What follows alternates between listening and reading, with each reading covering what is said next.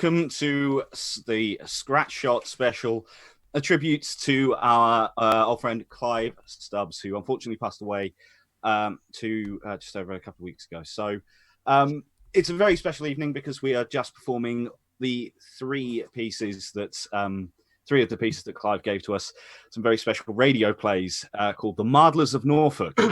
And two of them were performed at the Scratch Shot events at the Madder Market in Norwich. And one of them is one that's never been performed before, but he wrote especially for the development of this piece. So it's new, it's brand new, it's proper Scratch stuff, this. But there was only one way we were ever going to do this, is performing Clive's works. And throughout the evening, we'll also have a couple of stories about Clive, and we'll be talking about him. And in detail, because he will be missed. He's a very, very brilliant writer. Some of his experimental work was fantastic as well. It's quite a sight to behold. And we will, over the course of the evening, you will see everything. How it's going to work this evening is we've got those three episodes, and we're going to be changing the cast throughout the evening. And in a moment, I'll introduce you to these faces that you see around, just so you know who they are and what they are playing in each scene. So, without further ado, I think I'll just do a quick introduction for everyone. So, first of all, we have the co-founder of REDuck Productions. We have Hayley Evernet. Hello! My dear wife. Now, not my dear wife, but a man who needs no introduction. Oh, sorry. It was his name on the screen is showing as Simon1701, but his actual name is Simon Michael Morgan. Hello, everyone. Good evening. And next up, we have the wonderfully talented, superlative Joanna Swan. Oh, hello.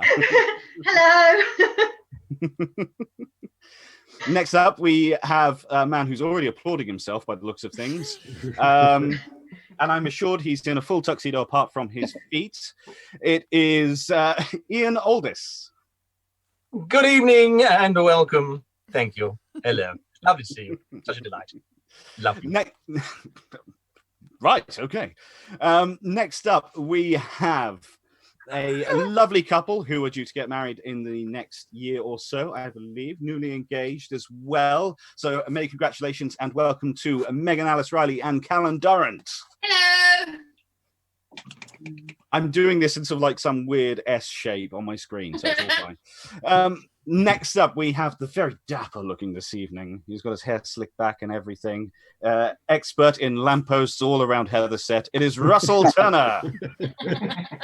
Hello. Next up, we have the other co-founder of the company that she runs with, Simon. And it is Daisy Plackett of Strange Fascination Theatre. Hello. She might be joined by a cat or two, who knows? I know, so sorry. And finally, he's not just called man, he does actually have a name.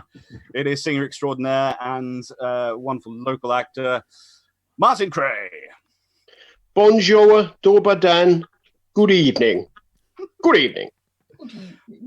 And as you may have established, my name is James Ducker. Hello, co-founder of REDuck. So, just waiting for my dear partner to give us the thumbs up if we ever needed to. I think we are live, and I think I've shared it everywhere. You think you've shared it everywhere? You think you are live. That is fabulous. So... Bear with me 1 second. Let me check my phone. Could you introduce about what the play is? Yes. So, The Mardlers of Norfolk is a radio that Clive has started writing. It was in development, and it is set in. It's the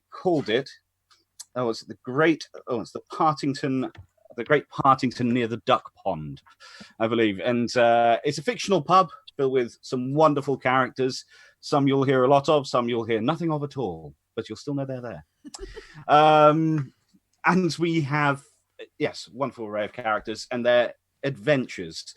Episodes 1 and 2 are titled The Operetta Libretto. And those two episodes are, parts 1 and 2 of the same episode. And part 3 is the riverboat trip. It's fictional with some wonderful characters. Some you'll hear a lot of, some you'll hear nothing of. I'm hearing myself come back to me there. That was a bit weird. So sorry about that. All right, who's watching it? Yeah, who's watching it live? Come on. Who's doing this? Who's adding to our viewer count? Wasn't me. What? I didn't know how to do that, so it wasn't me.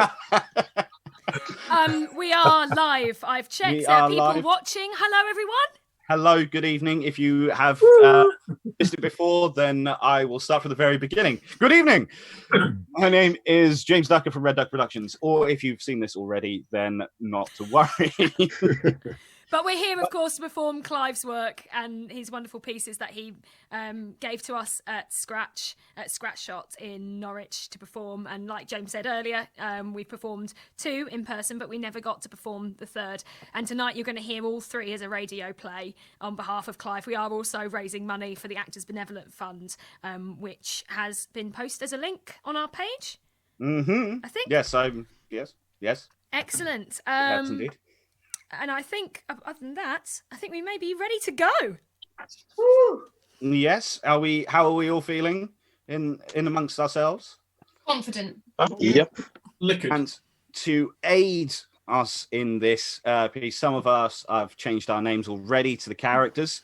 We've done it in this form. It's more like a bit more of a traditional radio play where you can, if you're watching it live, you can see everyone live doing the thing. So just keep your eyes open and enjoy the Mardlers of Norfolk. So, hang on a second. There we go. People messaging me. They know I'm live. They can see me. Exactly. They can see me here. They're messaging me on there as if to say, never mind. It's crazy. It's crazy. So, now I need to find the cast list. God, people. Anyway, so. We love you all. We love you all. Thank you so much for joining us this evening. We hope you're all doing well. So, part 1 of the operetta libretto. In this, we have Wolfie being played by Russell Turner. Kelvin is being played by Callan. Dorina is Haley. Hello. Dudley is Ian. Hello. Cos is Simon. Jenny is Joe. Hello. Aha. Man is Martin. Hey, yo. Person numero uno, Daisy Plackett. Sound effects in this episode will be provided by Megan Alice Riley. And I shall be the announcer and giving you the scene change descriptions. Are we all good? Yep, 5 seconds.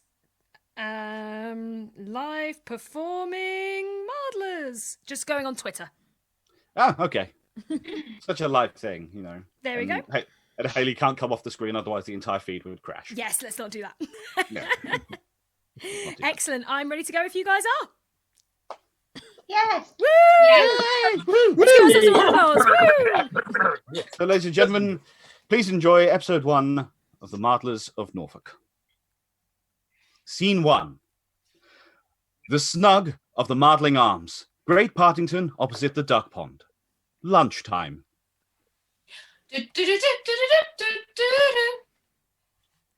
Well, I think most of them are rubbish. They aren't trying to make you laugh. They're trying to make you... Embarrass you.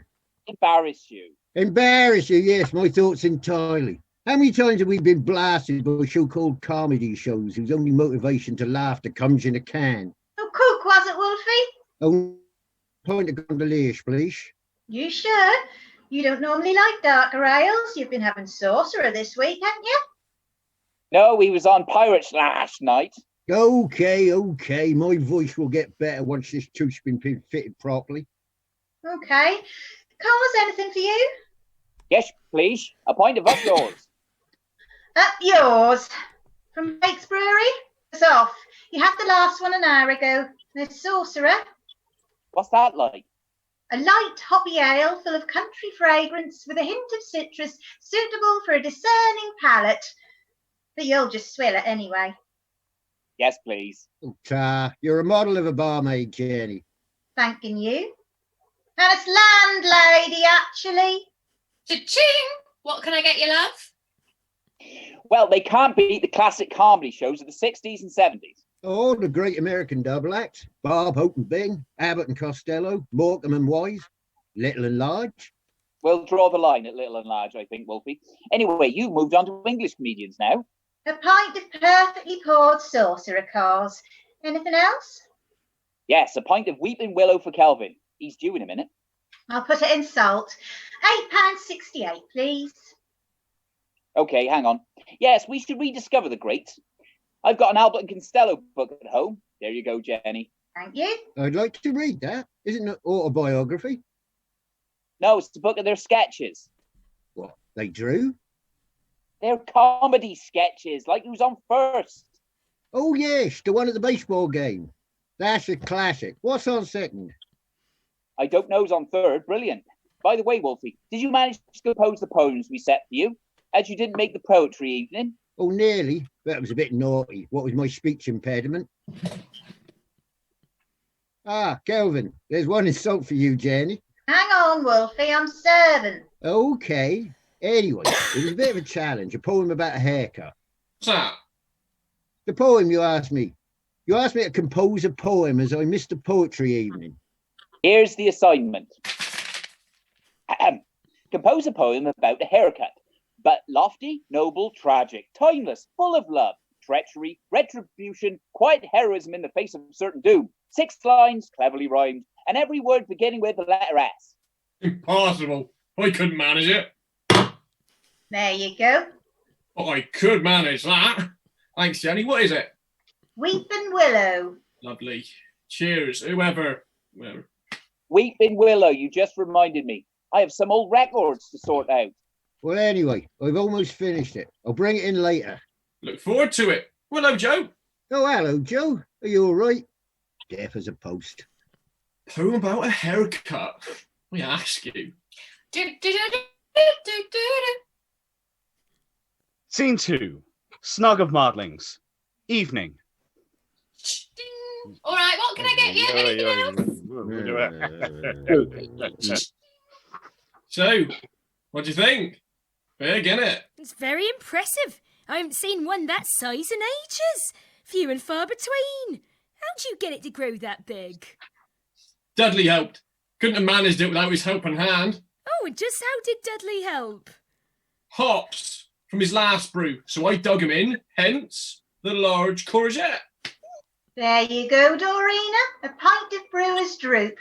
Good grief, you got a big one there, Kelvin. Brewer's Droop hops, Jenny. He dug them in the soil before he planted them, courtesy of Dudley.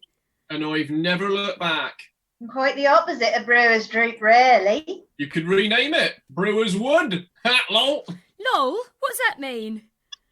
Laughs out loud. Or lots of love, depending what you want to say. Sorry? Tech speak. It's an abbreviation. Yes, I always breathe. That's a hard. Very funny. You could call it a brewagra. Refreshes the parts other beers can't reach. Anyway, that's £3, please, Dorina. What can I get you, Kelvin? Drunk. Do you know what? Actually, I'll have a whiskey, please. Large one?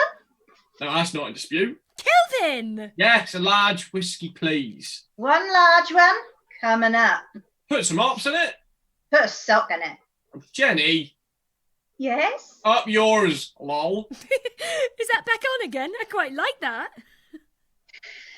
There you go. One large whiskey. Anything in it? No comment. Has anyone seen Wolfie? I haven't seen him since the accident. £2.50, Kelvin. Oh, I'll get that. There, you take it off the bar, will you, Jen? Sure. He's fine. Should be in soon with a new poem I set him. A real tongue twister. Knowing he had an ill-fitting crown and he's lisping. Is it right the old lady's in the collision is suing him? He says he wasn't listening to his headphones and she should have looked where she was going. Well, quite right. She shouldn't have been going so fast. Wolfie! Hello, Wolfie! Hello, Wolfie. Oh, it's good to see you back. Oh, thanks, Dorina. Can I use your stool? My back's still aching. Oh, of course, there you go. There's 25p change, Dorina. Thanks. Oh, have you got your poem? Oh, hang on. Give me time to get a drink. What have you got, Kelvin? Brewer's Droop. Oh, you can get that sorted, you know, on the Tinterweb. It's the bear. Dudley's new one. They're renaming it Brewer's Wood. Look at his courgette. Oh, I beg your pardon? This. Oh, small marrow. It's very small for a marrow, large for a courgette. Mine turn to marrows if you don't pick them. It's Dudley's used harps. Put 'em in the ground. Watch your garden grow. I've got others to serve. Do you want Brewer's Droop, Wolfie? Not really. What are you laughing at? It's not my speech, is it? Sorry, Wolfie. You do have quite a list. I'll get him that, Jenny. Do you let dogs in here? Yes, as long as they're well behaved. Oh, he is. Thanks. Oh, what a lovely dog. What's his name? Coco. Oh, hello, Coco. Good dog. Oh, he's lovely. Cheers. I'll have a pint of gondoliers, Piers, Jen. Anyway, I'm off to the dentist to get it sorted tomorrow. When's your appointment? 2:30. Of course it is. That's the worst time for an appointment. Why is? 2:30. 2:30? Yeah, 2:30. Worst time. 2:30. Yes. What's funny? 2:30. 2:30. 2:30. Oh, I'm a bit slow. Ring, ring, ring, ring. Oh, hang on. 2:30. I must remember that. That's quite funny, that is. Only if the appointment is at 2:30, mind you. That's Cos asking if we're here. He's on his way. Did you know he was into Gilbert and Sullivan? Gee, the moment I met you, I knew. No, it's Jane. The moment I mentioned your name. Claire, the moment I met you, I'd swear. And it's not Gilbert O'Sullivan, it's Gilbert and Sullivan. No, it's O'Sullivan. I've got his album at home. He did Alone Again. Naturally. At the very mention of your name. It's Gilbert and Sullivan, the opera composers. What's Gilbert and Sullivan? Pirates of Penzance et al. Oh, hello, Cos. Oh, blinking dog, get down. Coco, I told you once before, won't tell you no more. Get down. Get down. Get down. You're a bad dog. Sorry about that. It's okay. He's usually okay, sorry. What about Gilbert and Sullivan then? Well, he was listening to it when I phoned him. Oh, I don't know it. Is it like Madame Butterfly? I know that one. Similar, but they tend to be funnier than most operas. Pint of Willow, please, Jenny. Coming up. And the librettos are like tongue twisters. The what-os? The librettos, complex rhyming structures. Yeah, usually personal interlocution sung by a main character and repeated by the chorus. Oh, I'm none the wiser. Well, I seem to recall a modern Major General. There you go, Cos. One Willow. Gilbert and Sullivan, is it? I love the Trial by Jury and Iolanthe. My favourite is the Mikado. Oh, I've heard of that, but they're not proper operas, are they? I mean, anyone can write a tongue twister. Oh no, they're very complex and have built-in harmonies in the librettos. Anything else? Brewer's Droop, Kelvin? You can get pills for that, you know. Yes, please. We've already been there, Cos. Wolfie, drink? Well, I've already got one in, but I'll have one in. Okay. Good grief, what's that? It's Kelvin's courgette. Impressive. Well, apparently it's Dudley's beer hops in the soil. Makes it grow. Yeah, glad I had a pint of his beer then. Anyway, I bet I could write a libretto, a libretto. Oh, okay. Challenge time. Come back tomorrow all with a libretto in the style of Gilbert and Sullivan. Best one gets a point off all the others. Okay? Okay. Okay. Right, Hey. tomorrow then.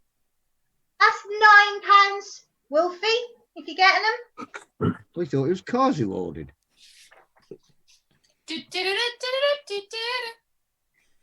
Scene 7. The snug of the Mardlers. Evening. So what do you think of my new beers, Wolf? Well, Dudley, the innuendo's quite good, But the Willow's a better session ale, not so hoppy. Put less hops in your innuendo if you want to sell more. Well, I like it. Anyway, you could be right. The Willow's selling well. So's the Brewer's Droop. Oh, not as much. Take your name, that. You don't seem to theme your names, do you? Oh, I've got a summer's ale coming in next week. Nebuchadnezzar.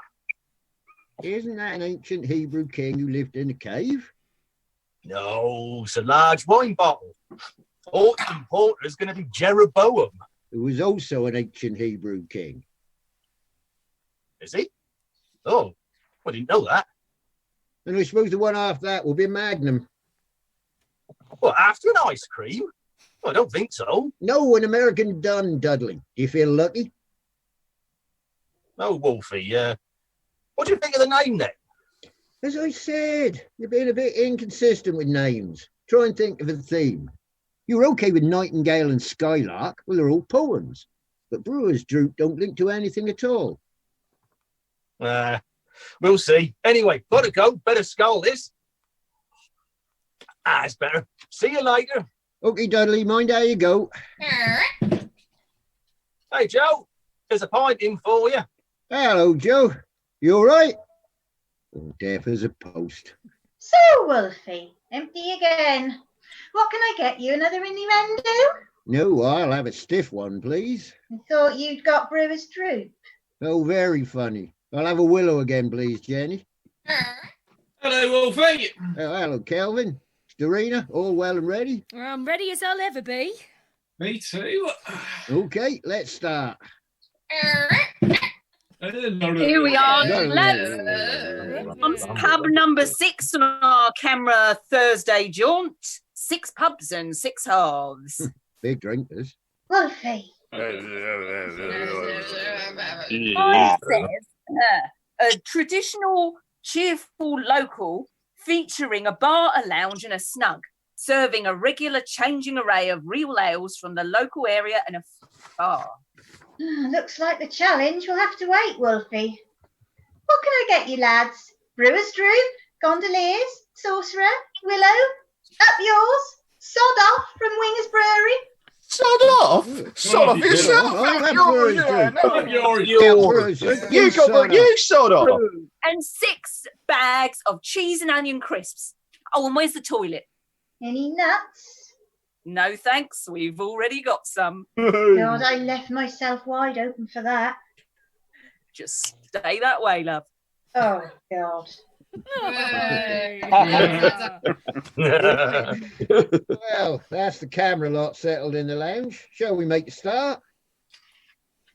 I think you should start first, Wolfie. Now you've had your first tooth done, you can get them poem challenge we set you last week. Remember a poem about a haircut? But lofty, noble, tragic, timeless, full of love, treachery, retribution, quiet heroism in the face of certain doom. 6 lines, cleverly rhymed, and every word beginning with the letter S. Yes, I remember. You were trying to make fun of my list, making it all the letter S. Well, I've had it fixed now. No more lisp. Here it is. It's a stroke of genius, if you don't mind me saying so. Go on, then. 1 pint of Willow, Cos? Yes, come on, Wolfie. Yeah, come on, let's hear it. All right, hold you on. Seduced. Shaggy Samson snored. She scissored short. Sorely shorn. Soon shackled slave Samson sighed. Silently scheming. Sightlessly seeking some savage, spectacular suicide.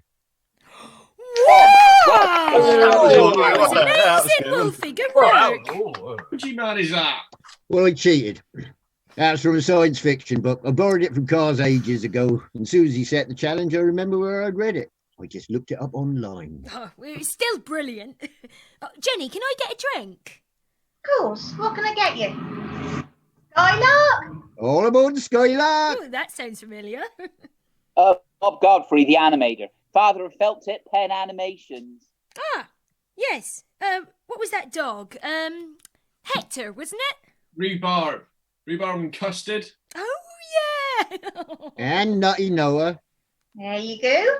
On me. Well, shall we start? let's get on with the operetta competition. Wolfie, you're up first. Well, I think I need a pint of Dutch courage first, gent. I'm sorry, Dutch courage is off, Wolfie.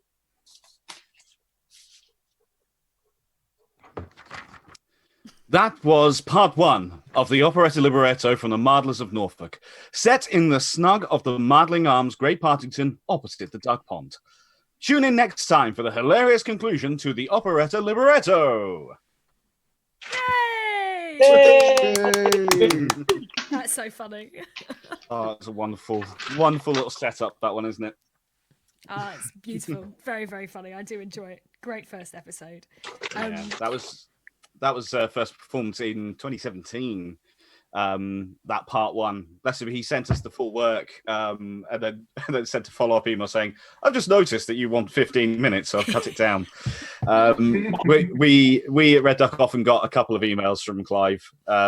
One with the email saying, "I'm sending you work," and then the second email saying, "I forgot to attach the work."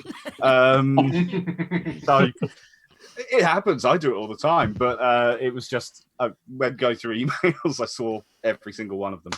But many of us have worked with Clive, whether that be on Murder Mysteries or whether that be on shows. And I know that Joe and Ian did a play with him in 2018. Power Play, I believe it was called. Yes. Do you want to tell us a bit about it, maybe? Yeah, well, we spent a lot of time with Clive that year because we were all in this play together. Actually, Clive was sort of instrumental in making it happen. So, because it was his old school friend that had written the play. It was a play about Brexit. The dialogue was very in the style of Yes Minister, and he'd also put us in this absurd setting, which was a holding cell in an airport in the Middle East. So this is Clive was. We all knew Clive as an excellent improviser and sight reader, but I think it had been quite a long time since he'd actually done a scripted play. Yeah. And I mean, don't get me wrong, he was a wonderful performer in so many ways, and he pulled off something amazing, which he actually created the character of a Tory that I liked in this play. That's quite an amazing feat. But he did have this little Achilles heel, talking of feet, which was the lines that, I mean, they were difficult lines to remember. There was all these circular arguments between him and Ian, who had 80% of the stage time, just these circular arguments round and round between him as a Tory MP and Ian as a Labour MP, just round and round arguing about Brexit. And it was an incredibly hot summer, which helped us with the whole reality of being in a hot prison cell in the Middle East kind of thing quite a bit, because we had real sweat and everything. But I don't think the heat really helped with Clive's memory. And he was anxious about it. And we went through a few strategies, like how we could sort of deal with any little lapses on stage. And one thing he had was, he had a hanky, and he'd take that out, and at any moment, he just needed to buy some time, he'd just go, "It's terribly hot. It's terribly hot. Don't you find it? It's terribly hot." And that was one thing. And then another thing we do was the door to go on stage was also, that doubled as the cell door. So he would just go, he'd go, "I'm just going to see if the guard knows when we can get out." He'd come to the stage door and just pop his head through. So that was his little safety net. But one or two times, he forgot that safety net was available, which led to the spectacular sight of Clive just stopping in the middle of a speech about the European Union and how wonderful it was. And I'll just push my camera back so you can see what he did. Just so there's this dignified elderly statesman with his white hair brushed back and his lovely suit and everything and his hanky, and then he just stops in the middle of his speech and he goes,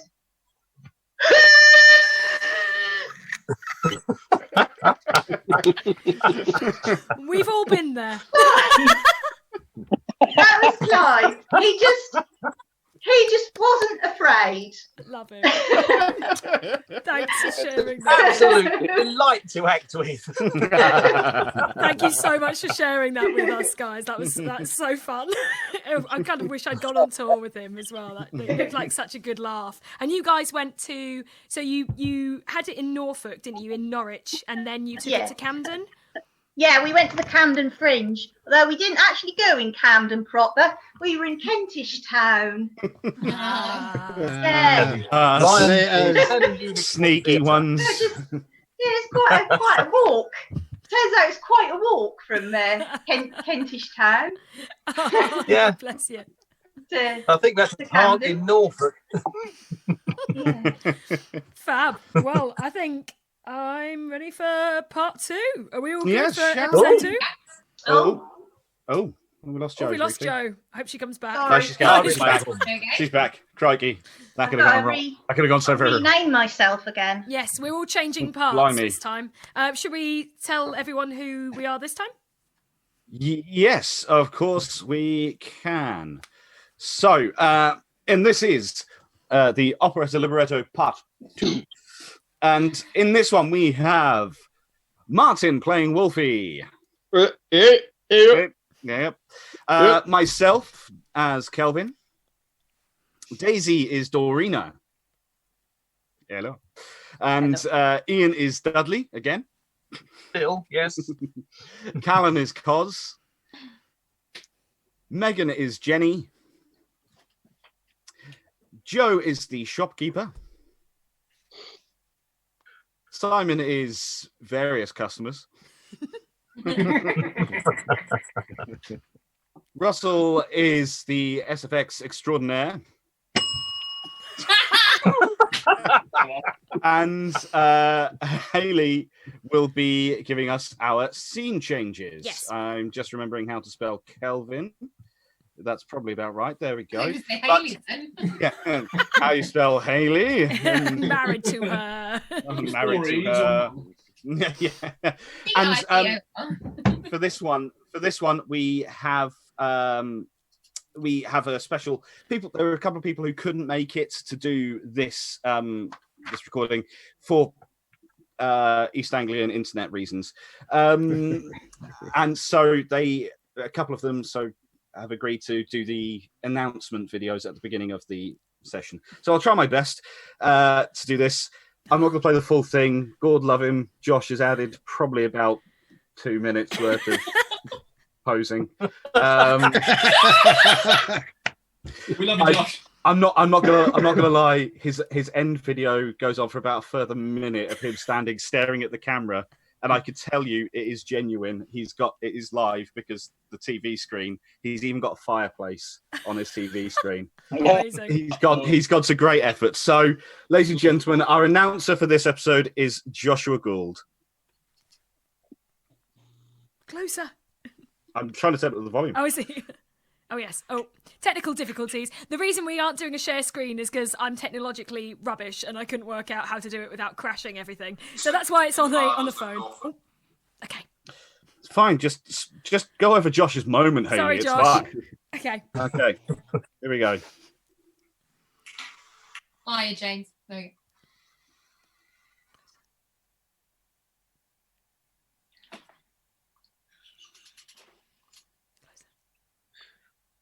Can't bring it any closer. Previously, in the Mardlers of Norfolk, sitting in the snug of the Mardlers' Arms in Great Partington opposite the Duckpond, Wolfie, Cuz, Dorina, Kelvin, and friends gave themselves a challenge to come up with a libretto about themselves to the tune of famous Gilbert and Sullivan opera songs.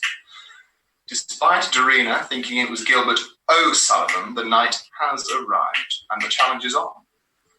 Who will do best? But first, one day earlier. Excellent. Is it finished? Can I scene change? Yes, it has now finished. Great work, Josh. Scene 1, the flower shop. Beep, beep, get out of the way. Oh, all right. Well, you're right. There's some bugger trying to run me over. Hang on. Beep, beep, beep. Oh, it's just down here, Dorina. I want to go and get some flowers for Jen to make up for me being drunk in the pub last week. Oh, look, there she is across the road. Quick, in here before she sees us.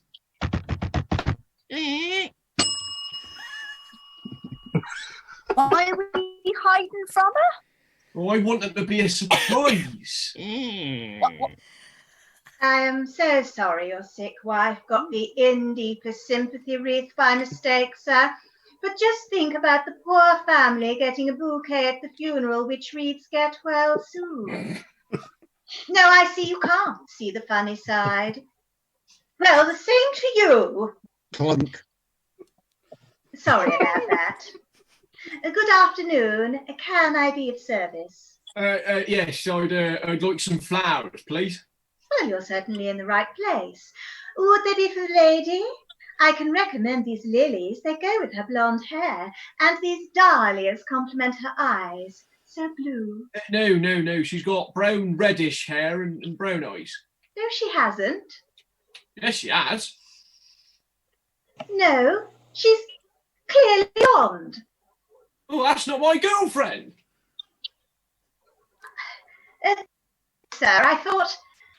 I'm just his friend, helping him. Oh, no, yes, this is my friend. I haven't got a girlfriend. Well, I mean, she's just passed on the other side. The flowers will be for her. Oh, I see. I'm so sorry. Well, we have some splendid floral wreaths over here. There's the round ones, or you could spell out her name. What's her name? Jenny. Well, this is our best-selling one. Primroses, daisies, and autumn roses. She's not dead. I'm sorry?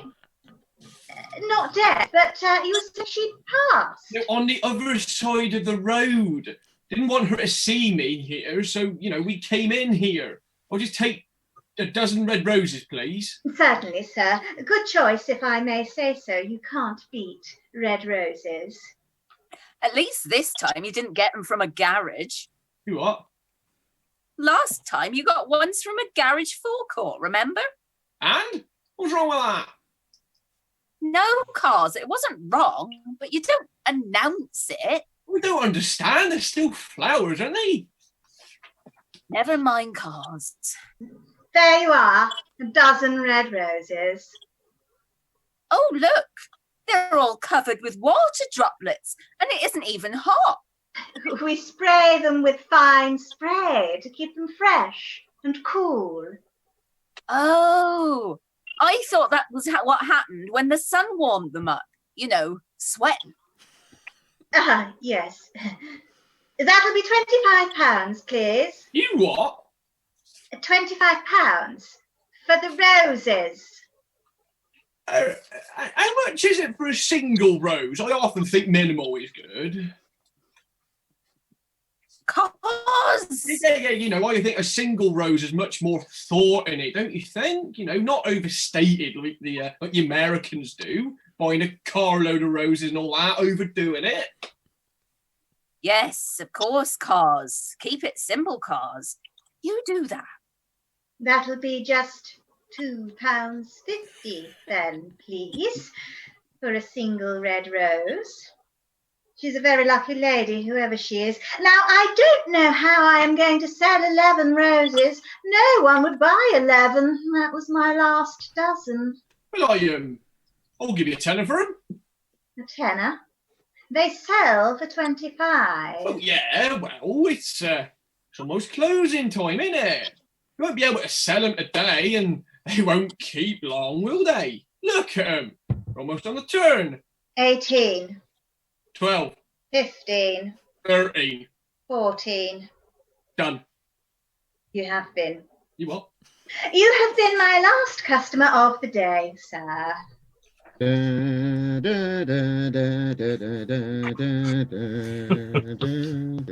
Present day. Scene interior. The bar at the Mardlers Arms. Oh, is it in, Calvin? Yeah, it is. Only just, though. It's hanging out. Looks like it's nearly slipping out. Hang on.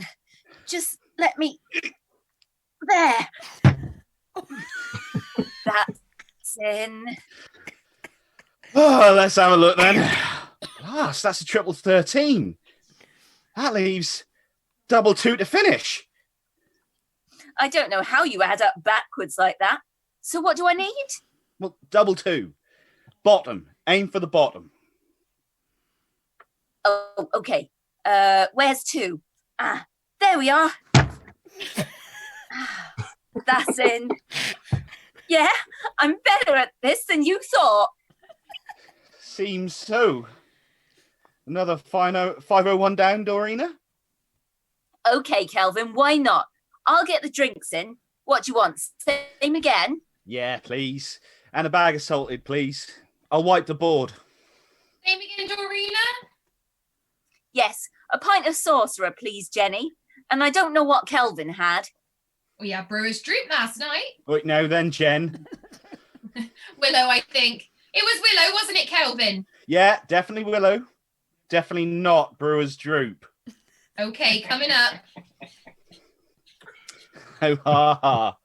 Anyway, I'm not sure I want another game. I keep losing. What drinks do you have for a loser, Jenny? Just a minute. Stan, what are you drinking? Brown and mild. Brown and mild, Kevin. Yeah, I'll stick to the Weeping Willow, please.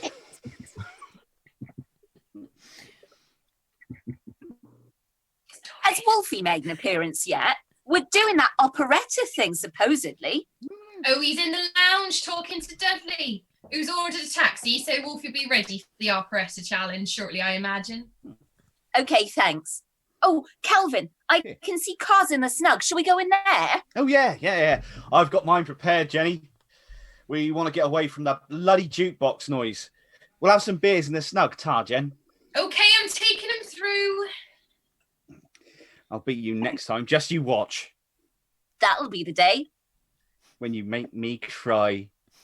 Are those your arrows, mate, or the pubs? No, they're the pubs, mate. Help yourself. Tar, mate. Hello, can I have a pint of lager, please? Certainly. Sir, do you want the new Belgian one, socked? Hot! Sounds good. 2 pints of hot, please.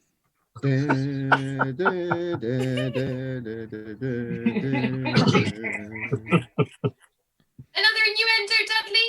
Know what I mean? Nudge, nudge, wink, wink. Very funny, Jen. No thanks, Jenny. I got a cab coming soon. I want to overfill now, would I? Hang on. Is that a problem? Problem is all this drinking I've had. Oh. Oh, yeah.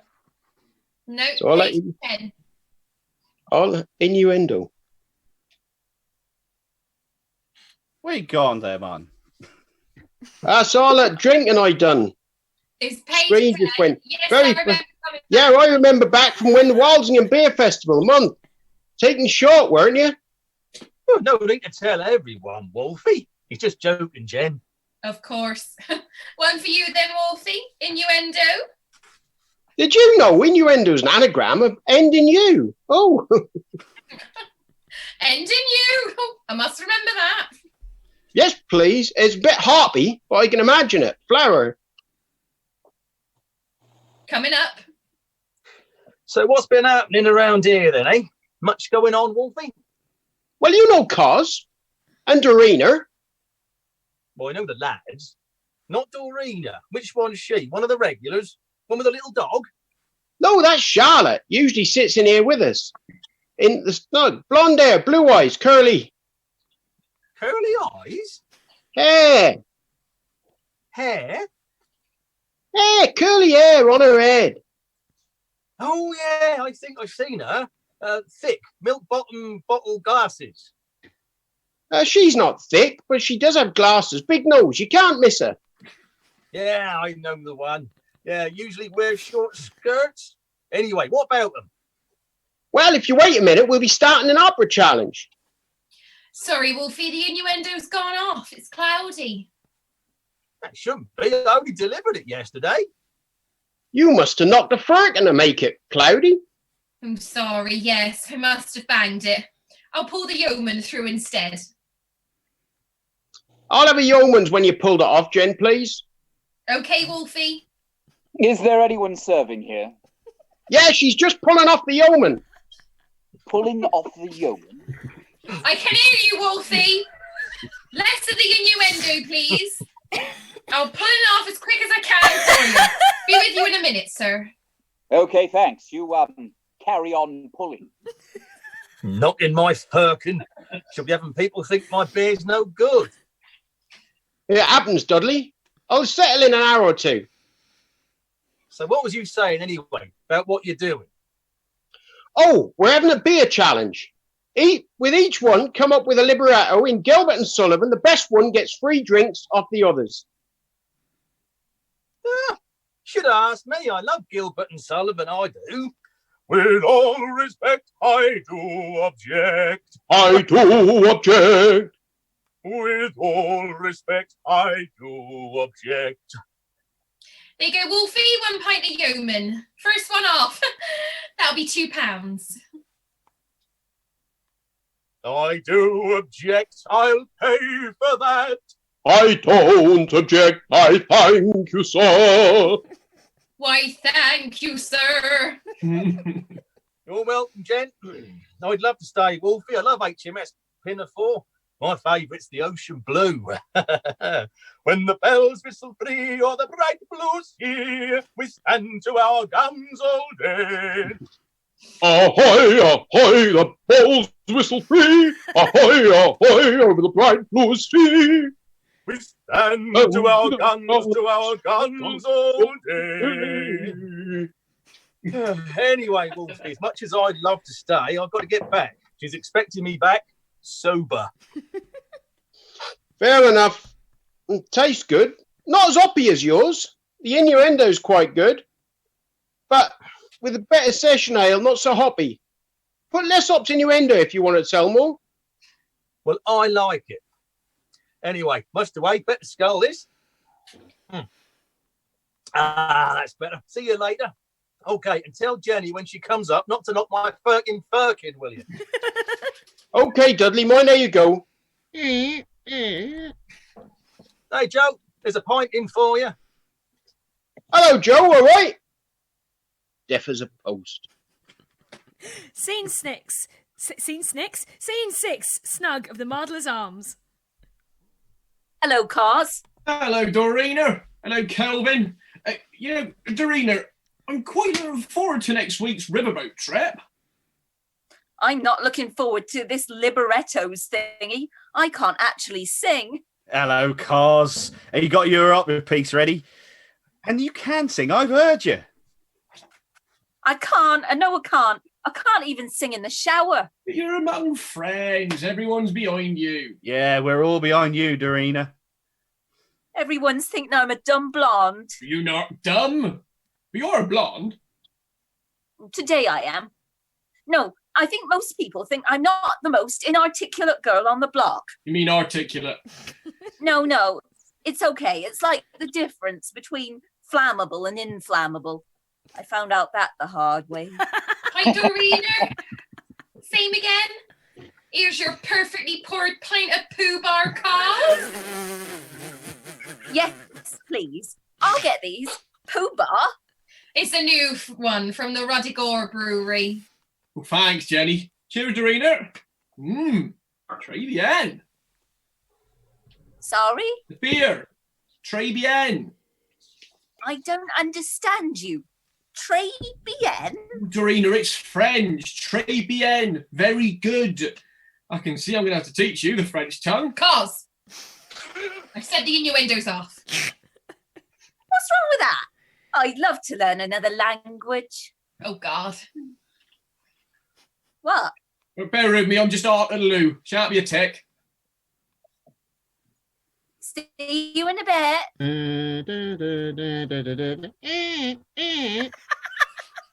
Sorry about the delay. I was talking shop with Dudley. There you go. 1 pint of perfectly poured pirates, Cars. Got that one for you. Oh, very generous, Cars. You're quite alliterative tonight. Shall we start? Yeah, right. I go first. Quiet, please. The flowers I've given to Jen, tra-la, we promise of lovely times, as we merrily talk and we drink, tra-la, we hope we welcome the hops that they bring, tra-la, of a summer of roses and beer, of a summer of roses and beer. And that's what we mean when we say that our friends is welcome, as flowers are given to Jen. The flowers are given to Jen. Tra-la, the flowers I've given to Jen. Give it to Jen. Yeah. That was Nanky Poo. What? Oh, don't say that. I thought it was lovely. Nanky Poo, character from the Mikado. That was brilliant. Me next. I'm a silly old Hector, I am. You what? I'm a silly old Hector. I just remembered it was Hector's house, the animation. Sorry, we were talking about it earlier. Oh, okay, Wolfie, we wait in anticipation. Thank you. I'm a drinking man for myself, I have said it, and the gentle too greatly to my credit, I'm a beer drinking man. But he's a beer drinking man. Or I might have been a teetotaler or a wine spirit drinker, or perhaps a non-imbiber, or perhaps a non-imbiber. But in spite of high taxation, non-alcohol contamination, I'm a beer drinking man. He's a beer drinking man. Or in spite of all temptations, That's all Drinking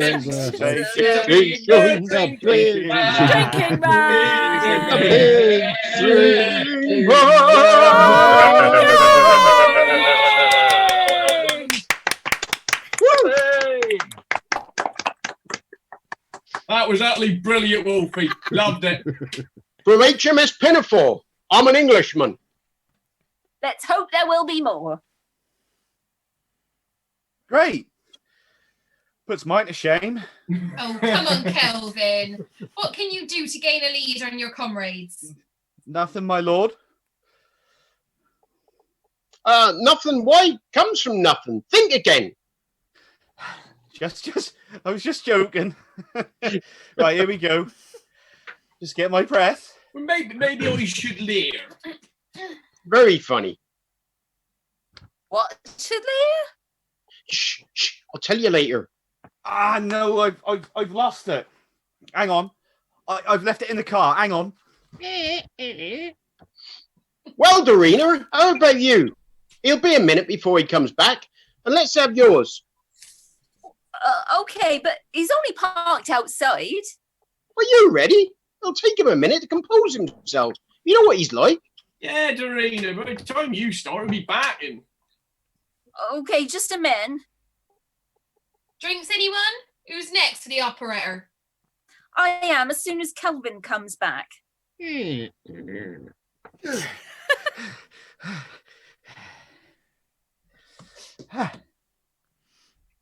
also your line. I know it says me, but it's you. Oh, here it is. Oh, yeah, it is, isn't it? Yeah, we remember that. No, It's give me okay, a minute. Kelvin. I was asking for a minute. I'll give myself a minute, all right, cos? Yeah. Wolfie, you were saying. It's okay, Kelvin. Yeah, Dorina's going to be doing hers in a bit while you rest. Oh, good. I think I need another minute. Okay, here I am then. Imagine there are three of me. Is the Mikado night? Looks like it.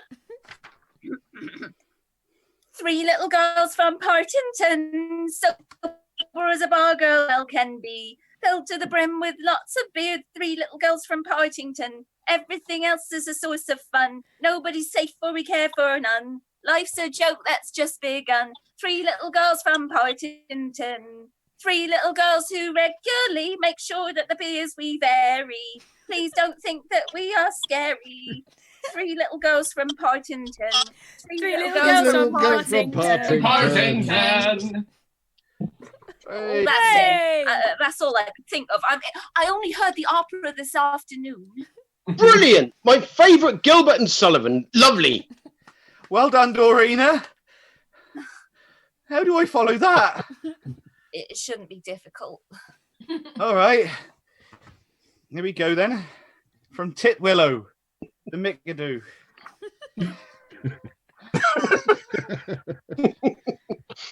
I don't know whether you're actually laughing at me or laughing at this. Right. On a bench at the Mardlers, a little Tom Tit sang Willow, drink Willow, tit Willow. And I said to him, Wolfie, why do you sing so Willow, drink Willow, drink Willow? Is it weakness or intellect, Wolfie? I cried, or rather too much beer in your little inside. With a shake of his poor little head, he replied, oh, Willow, tit Willow. I mean, drink Willow. Sorry. And Wolfie had had too much beer tonight. Willow. Giggles. Lots of tits, Calvin. Willow. Brilliant. Very good. More Ricardo, but very good. Well, that's it. So what do you think? I have one. You meant to include me, didn't you? Well, of course, Jenny, of course. What you got? This one's just for you guys. La la la la la la la. I am the very model of a modern British landlady. I've products that are vegetable, animal and mineral. I know that the Isles of England and quote strength and archaeological. From pedigree to Adam's House in order categorical. I'm very well acquainted too with matters gastronomical. I cook as good as Blumenthal and Jamie and that swearing bloke. About the vegetarian, I'm teeming with a lot of meals. With many cheerful menu featuring lots of dairy cream we use. With many cheerful menu featuring lots of dairy cream we use. Many cheerful menu featuring lots of dairy. He's the very model of a modern British landlady. I'm very good at integrating with the general regulars. I know the scientific base ingredients that go in them. In short, it matters vegetable, animal, and mineral. I'm a very modern British landlady. She's a very model British landlady. Very good at integrating with the general regulars. I know the scientific ingredients that go in them. Very model British landlady. She's a very model British landlady.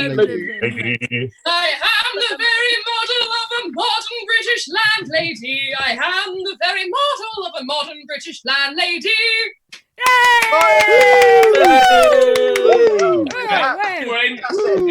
Good Lord. You win, Jenny. How did you do it? That was excellent. Points for you, Jen. Brilliant. What'll you have, Jenny? I'll have a pint of pinafore, please. That's a pint of pinafore, a Willow. Tit up yours. And an innuendo. I'll have a large one. And no brewer's drink. You wish.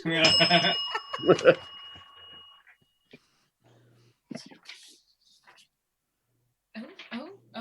Last orders, please, ladies and gents.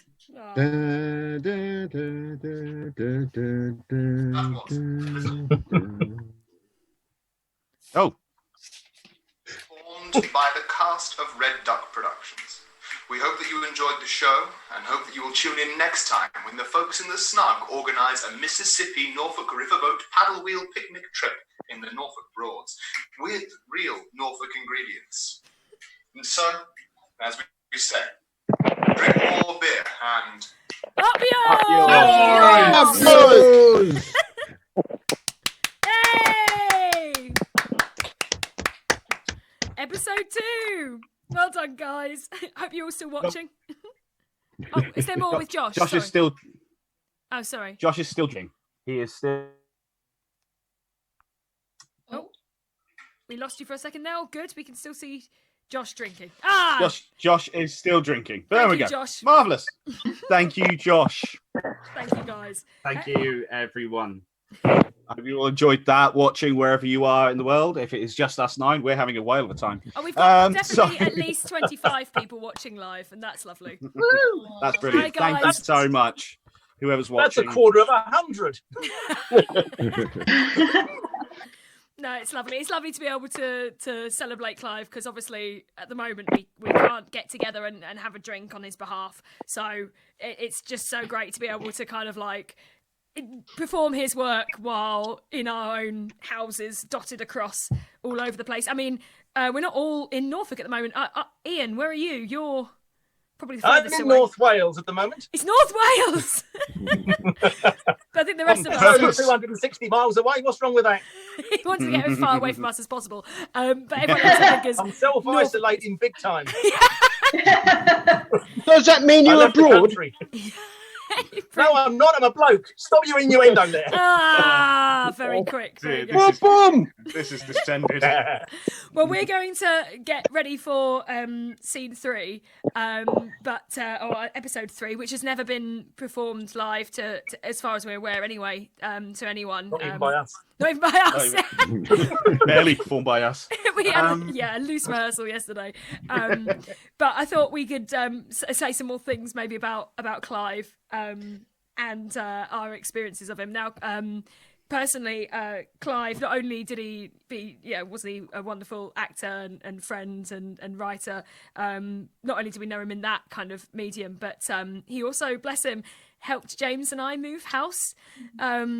Which was so lovely. It was such a stressful day, and he just sent a message and he said, I'm free, I can help you move house. And so it was basically James and I, a couple of other people dotted in and out and helped, didn't they, as well, I think? Well, the silly thing is that I was actually in Bungay doing ghost stories with Simon and Daisy. That's right, yeah. That was that day. Yeah, so bless him. I was all very like, I'm alone and I help. And yeah, he came and helped all day. And I said to him, what I can't thank you enough. You know, what can I do to thank you? And he just was like, just buy us a drink sometime. And he loved the pub that we were living near as well at the time. He was just like, let's go there sometime. And we used to see him quite a lot walking past. Yes. I remember in preparation for Power Play, and we were about to go to Edinburgh. You guys were about to go down to London, do Power Play, and also you were about to do your Norwich preview, I think. And I was walking down Dereham Road in Norwich, stopped off to speak to a friend, and this person walked past. I didn't quite recognise him. He was staring, and as I left this conversation, he'd gone home, picked up a whole stack of flyers for Power Play, and came around the corner. And I looked up and I saw this chap, and I went, that looks suspiciously like Clive, but he didn't have his long flowing white hair. He'd had it cut short. I went, that looks like, that is Clive. And he whacked this packet of this pile of flyers on my chest. And after we spoke for a couple of minutes, but we established that most of the pubs he'd already been to do that were all the ones near where I lived anyway. So I was like, well, where haven't you put the flyers, Clive? But he was he was always willing to talk to us about anything. He was always willing to jump in at the last minute on scratch shots. He was brilliant, yeah. Always willing to do that. Always with a spare bit of writing in his pocket. He was true. I don't know how many of you saw the people watching at home or people watching here, the absurdist pieces he did. Haley had the pleasure of doing his first one, Just Acting, which we were talking about the other night, and he supplied them with pieces of paper. Yeah. So the joke was that as the actor is saying their lines have already been written and they're revealed in this kind of strange, like the person in the scene believes they're real and they're in the moment and it's their real person, but as they're speaking, all of what they're saying is appearing on this piece of paper which is at the back of the room. It was all very strange, but it was good fun. It was good fun to be a part of. But yeah, I think my favourite memory of Clive in Scratch was that piece. I don't know, I think a few of you were there when he did it. It was that one where he was the magician with Joey. So the traveling magician It with was Joey, wasn't it? so beautiful. It was such a beautiful performance. Like it was, as far as I was concerned, I could have watched that show ready. It felt like it was like the characters were show ready already with it. It was so lovely, and it was just, he had this lovely mix of comedy kind of, but also that nice kind of real character and drama, which was just wonderful. I loved it. He was as a person, as a human being, he was balmy. His writing was just, it was crazy. It was wonderful, as you see with this. But actually, as an actor, he had incredible stillness as an actor. He actually really was a very, very accomplished straight actor as well. And then maybe that's where it all goes. All his energy was confined into this straight acting, and then suddenly he had to just go, right, random 70s music references, prog rock, there we go, and then done. He could just open his mouth and make you laugh straight away like that. Yeah, like definitely, yeah. I always felt that with him. And Simon, did he teach you a card trick? I'm no way good enough to do it for you all tonight. He's always shown me tricks. There was that one night at Barton Mills, if you remember, where he told the proprietor in no uncertain terms what he thought of the fact that we weren't being supplied with chips, and that really was wonderful, because Clive, he didn't give he didn't care what people thought. He said it as it was, didn't he? He said it as it was, and I really admired that about him. I was there for that. That was hilarious. That was hilarious. Also, I'd like to point out that this is a gig that a lot of us do fairly often, and this woman is a notorious. I can't think of a word that's. Let's hope she's not watching. And if you're watching. And it was deliciously awkward to watch. I think she banned him from coming back to that Yes. place, but I was also kind of hoping she'd ban me as well, because I didn't like that place anyway. He took it all to stride, didn't he? He wasn't phased at all. He never was. He said what we were all thinking. Never was. Never was. But he pulled out a deck of cards and showed me a trick. He wasn't phased at all. Brilliant. He did some incredible things. We know him from Power Play and Scratch, and if you go to his website, please do watch his mini series, his docu-series. His website is clivestubbs.co.uk. It's literally that. It's really easy to get to. There's a brilliant little documentary or mockumentary about fine dining in a lay-by. Bangers and Gash. And Bangers and Gash is called. And it's got an accent over that. It's a dish. It's a cooking thing. But he was this brilliant chef in a lay-by. It's wonderful. It was the first thing we ever saw Clive do when he applied to Scratch. He sent us this, and it was wonderful. We've got all these things. I mean, all his performances in Scratch. He did the train the first year for Polar Express. He did the train. He was the hobo. Not as bad as it sounds if you know Polar Express. And then last Christmas he did the astonishing thing. Russell, you do Father Christmas every year. I think Clive trumped you last year by going to Lapland. He did trump me by going all the way to the North Pole. Yeah. Where did you get messages from him about messages where it was from him? Yes. Yeah. And it was hello from Lapland. It would be this video or this picture, and then he then described to me the fact that I couldn't refer to him as Clive. Right? No, I never got one of those. No. Bless him. And I was like, no, I get it, Clive. You said this to me. Yeah, and bless him. He had a wonderful way with words, but it was that. Yeah. That must have been so amazing for him. Though. He looked like he was having a good time. He would work at Thursford with me that year, and I think about a week before it was due to happen, he just got this call saying, "Do you want to go to Lapland?" So he went to Lapland, which was Thursford's loss and Lapland's gain. I think one of his friends was an elf that set it up or something, which is so phenomenal that an elf gave him the. I don't know whether there is a more Clive-esque story than an elf phoned up and gave him. Sure. Here, mate, what are you doing at Christmas? Hey. I think it would have definitely been his next script, I think. Yeah. Shall we? Episode 3? Yeah. Yes, Yep. episode 3. Ooh. So, in episode 3 is the riverboat trip. And this is new, never been performed before. In this one, we have Ian as Wolfie. Hello. Russell is Kelvin. Thank you for there was just this buzz in my ear then. It was like you just turned into some form of electro thing. Joe is playing Dorina. Hello. Simon is Cos. Pulling off the yeoman. Simon is pulling off. Oh my. Right. Moving swiftly on from Simon pulling off a yeoman. Haley is Jenny. Hello. Callan is Jock and sound effects. Apology for the sound effects in advance. Yes. Oh, you've planned. Oh, very lovely. Good work. Megan is the young customer and the scene changes. Yeah. I am Mr. Anderson.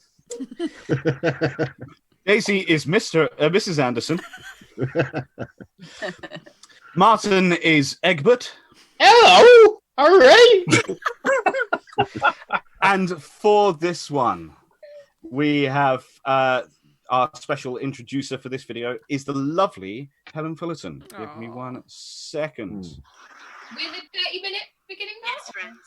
It's time for us to go to rural Norfolk, where we meet the regulars in the snug at the Mardlers Arms, where this week they taste the delights of Norfolk broads. Oh, lovely.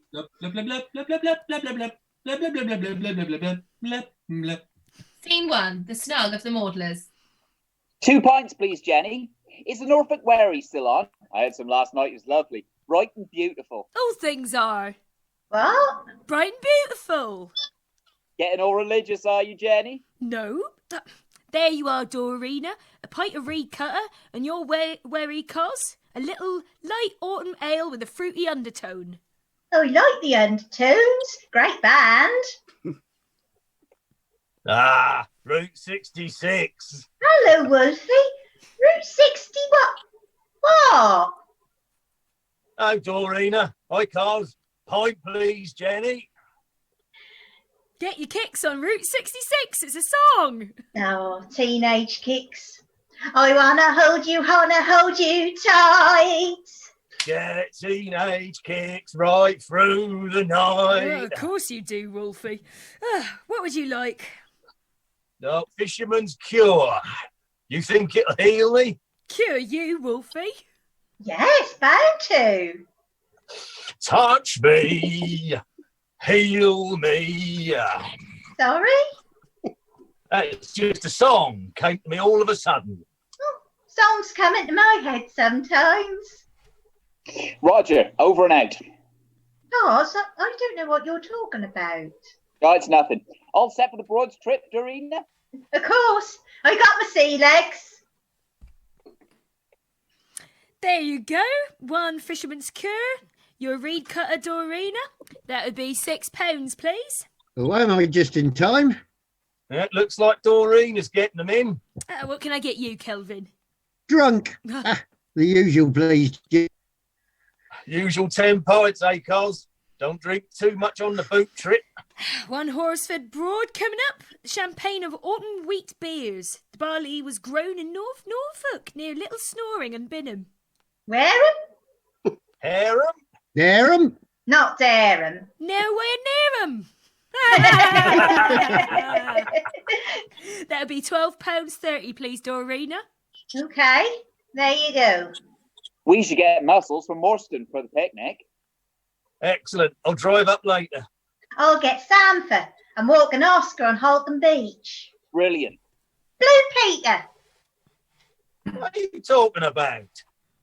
7, a secret never to be told from Blue Peter. No, that's from Magpie. And you said that because... Oh, I just had the song in my head. You know how you do.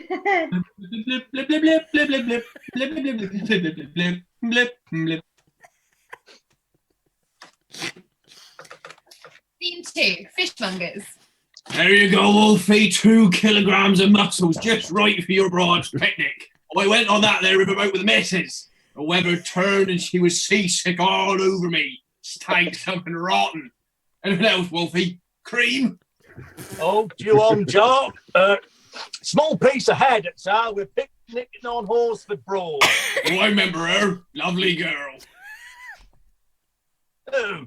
Horsford Broad. Oh, very funny, Jock. Fella? I beg your pardon. I'm no kiss and tell. Or tail. I mean your haddock. Fillet or tail? Oh, sorry. Just thought I'm following a train of thought there. Ding dong! Do you have any crabs? Yes, love, all the way from Cromer. You can get it sorted at the clinic, you know. Aye! Ding dong! Little buggers. I fell for that one, Wolfie. Should have known better. I thought there was something fishy about him. Ding dong! Do you have crabs? I'd often amuse yourself somewhere else. Oh, sorry, Mrs. Jackson. Well, I've never been so insulted. You know I put you on one of them kids mucking about. I should be flattered you thought I was young and... Now you go, Wolfie. Just 10 quid, please. Hold you on. There you go, a tenner. Thanks, Jock. Bye, Mrs. Anderson. Oh, how's your Matt? He's in hospital with diarrhea, Wolfie. He couldn't hold his bowels. It was in the cinema we were. We were just watching Oh, Brother, Where Art Thou? And he makes this trumping noise. I thought he was farting, but he... Followed through. Followed through. Well, it was embarrassing. And he insisted on staying until the film finished. Is that right? Must have been difficult. No, I had some Werther's originals to suck on. Kept my mind off the smell and some extra strong mints. Well, that's sad to hear, Mrs. Anderson. You go, Mrs. Jackson. £6, please.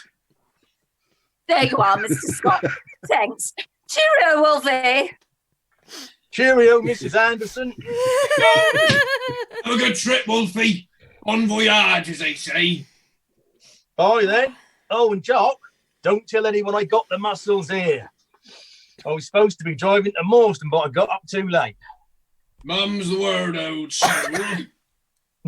Good old soul. You said that just for the hell of it, didn't you?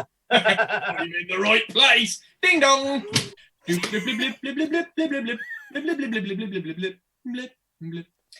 3, the bar of the Mardlers Arms. Oh, blast. Blackdown, you win. I said I wasn't that what I said, wasn't that directed by the Coen brothers? Ah, and what did she say? I don't think she took it in. Straight over her head. Jock said he'd been on this riverboat trip and... I captained the paddle wheel steamer in New Orleans. Really, Egg? Was it good? Your own, Kelvin. Yeah, 10 of the best years of my life. Okay. There's yours, Dorina. I thought you'd worked on the buses, Egbert, till you were made redundant. Redundant? I don't think so. Buses? Oh, you two. I got the muscles. Oh, hi, Wolfie. I'll put them in the fridge. Hello, Wolfie. Hey, Kelvin. Excuse me, Egbert. Just bring in the muscles. That's right, Wolfgang. It's Wolf, not Wolfgang. German name, Wolfgang. Thanks, Wolfie. Oh, wow. They're huge. Where are they from? Morstan. Best place for muscles. When I was a wrestler, you needed strong muscles. Did you, Egbert? He's German, you know. I'm not German, Egbert. I'm as English as you are. Did you see the whore this morning, Wolfie? The whore? Oh, yeah. Yeah, saw the whore, Egbert, yeah. So that's the muscles sorted for tomorrow, then. No, he picked Sam for at Holcombe. What was that about whore, Egbert? The whore on the coast. I see, Miss Dorina. Clear sky this morning. Then the whore came in. Whoa, lovely pipe, this. There you go. 2 Admiral's Revenge. Best served cold. And a bag of peanuts. Did you get crabs as well, Kelvin? Oh, yes. I gave them to Jenny. Lively place this, horse and crabs. Yeah, right you are. Must come here more often. Imbeciles. Pardon? See the seals at Morstan on a boat. There we are. Nuts. Anything else?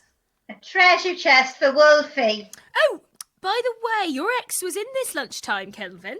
Oh, maybe she wants to reignite an old flame. You'd need a blue lamp from what I heard. Oh, and just what had you heard? You put her off big time, remember? Anyway, must away. I too late. Hey, what time's the minibus be picking us up? 11, so don't be late. We don't want anyone getting left behind.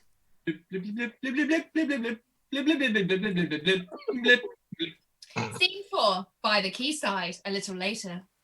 Here we are, just in time. Lovely. Wow, it's a big boat.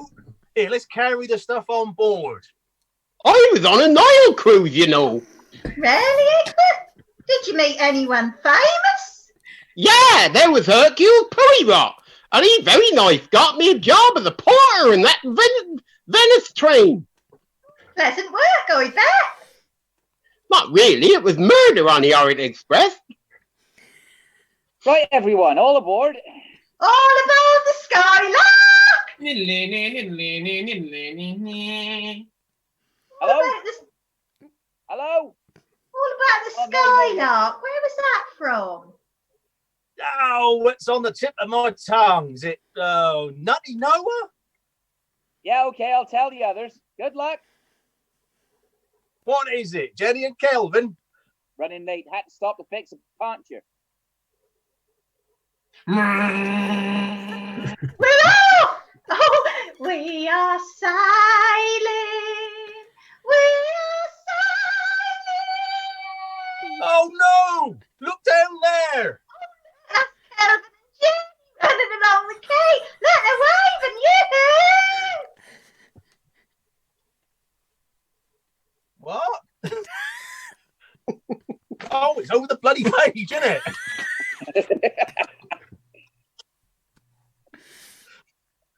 Well, they've missed the boat. At least we can wave.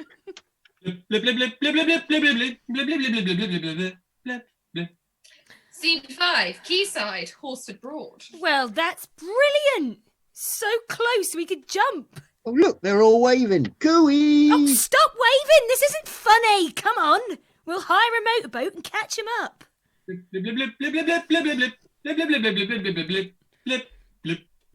Scene 6, on the boat. Oh, love being out on the Broad. Good idea, this. What do you think then, Cos? Beautiful. Lush river banks, mating ducks, swans. Pass the beer, Wolfie. That's your 12 pints. Slow you down. I'll be fine. Don't you worry about me.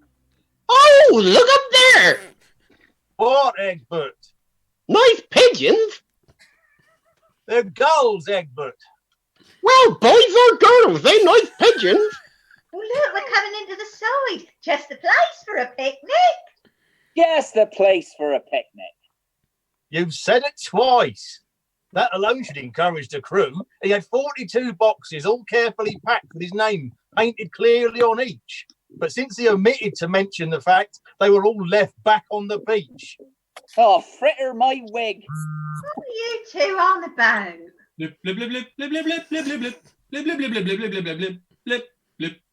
Scene 7, on the green by the river. Barbecue's going well. You got to put the muscles on.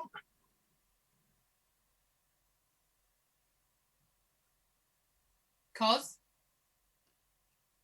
Are you alive? Hey, I Where's thought you Carl's said gone? these are from Morstan. They are freshly caught. And how do you explain this bag which reads Jock's Fishmongers, the Loke Great Partington? You've been caught. And there was no whore up there. Oh, right, it's a fair cop. I was hungover, got up late. Hey, let me help you, Cos. You've had too much beer. Oh, thanks, Dorina. Beer, beer, glorious beer. Ho, ho, ho is the drunken sailor. Sober as a judge. Look at this.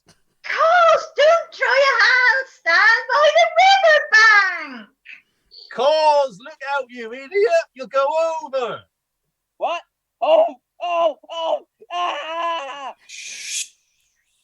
Ah! Oh, I can't swim. Oh, God, he's fallen in the water. He's falling in the water. Egbert, throw me a lifebelt. Okay, Wolfie. I'm dying. Hang on, Cars.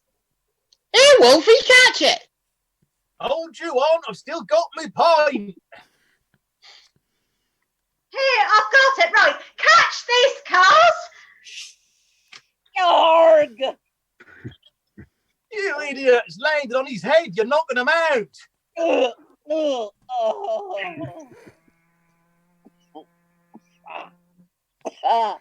Look, the speed bump. It's Jen. Jen, over there. Good grief, Kelvin. Head over there. Quick, pull him on board. Oh, we got him. Oh. Thank goodness for that. Oh, no. What happened? Someone tell me what You happened. fell in doing a headstand. Almost drowned. Doreen knocked you out. Gee, what? Threw your lifebelt out your Has anyone noticed the barbecue's on fire? Oh, good grief, it's more like a bonfire. I'll put that out. Here's a bottle of water. There isn't a bottle of water. Oh, wait, Egbert, that's not water. That's not water, Egbert.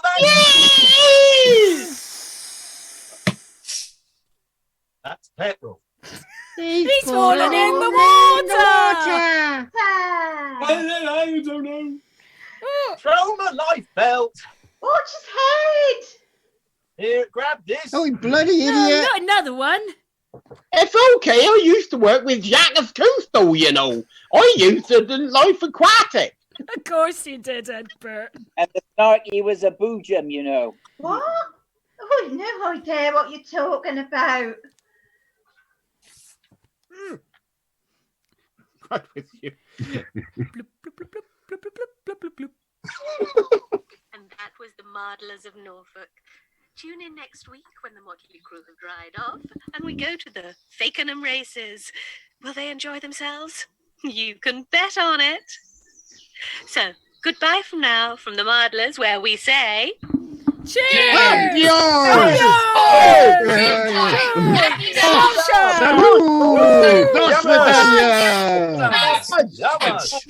Fudge!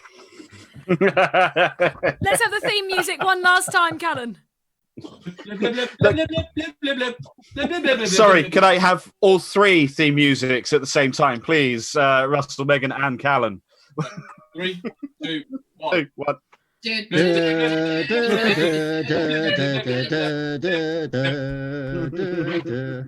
Mine was different each time. And now we've made your ears bleed. That was 3 earworms for the price of 1. Right, Yay! well done, everyone. Well done, guys. Very much. Daisy, you've merged into Simon. I'm dead. Oh, no. Do you really want to show that live on the internet? They live together. It's okay. She didn't run over to someone else's house. Yeah. Yes, we must make people aware social distancing is still being respected. Creepy. I'm in a different room to my own wife, so, you know, we're really respecting it. Nice hat, Ian. Thank you so much. I'm ready to Thank go you. now. Thank you. Thank you, Ian, for the multitude of hats. Carriage is waiting outside, is he?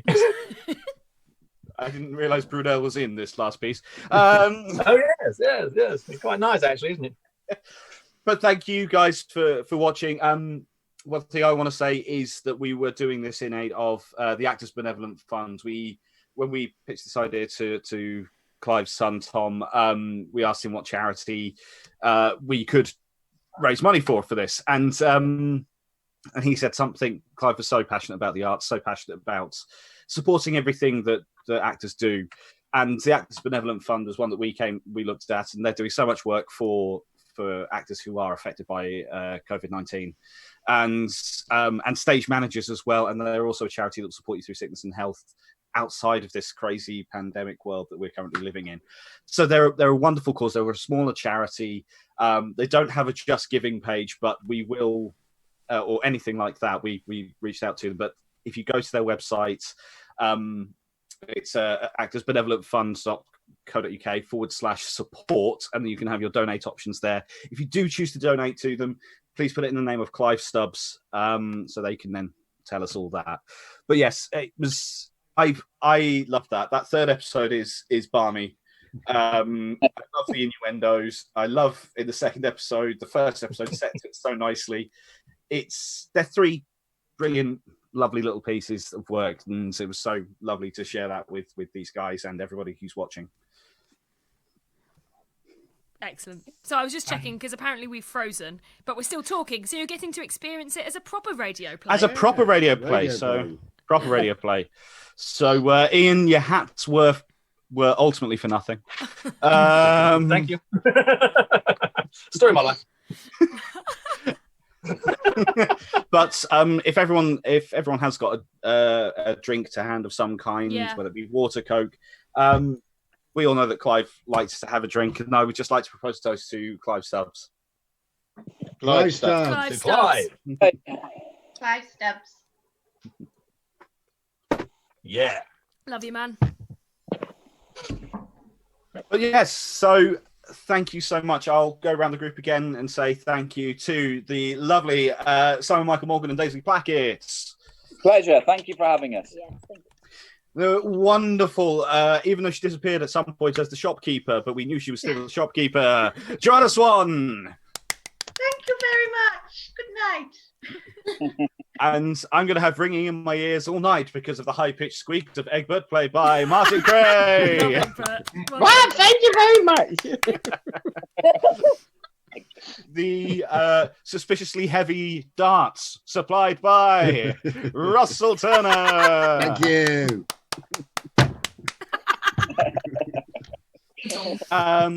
The master of hats, Ian Aldis. Hey. Thank you very much. It's been an absolute pleasure. Thank you so much. And supplier of 2 of the 3 theme tunes that we had this evening, Beckett Alice Riley and Callan Durrant.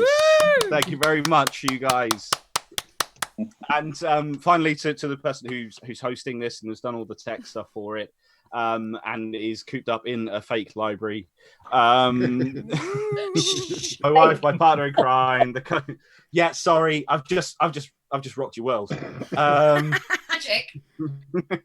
And that would be Hayley Evernett. Thank you, my love, for putting this all together. Pleasure. And of course, that wasn't finally, because we want to give a huge round of applause to my partner in crime, James Ducker, for all his wonderful running, finding the paper, and then improvising, and it's still fitting the script, which I thought was sensational. Well done.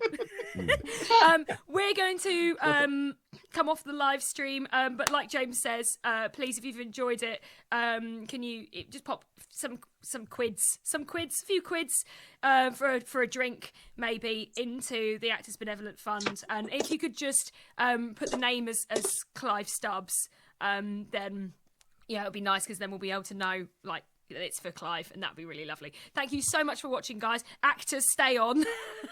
But we're going to finish the feed, so if everyone could wave and say bye. Bye. Thank you for watching.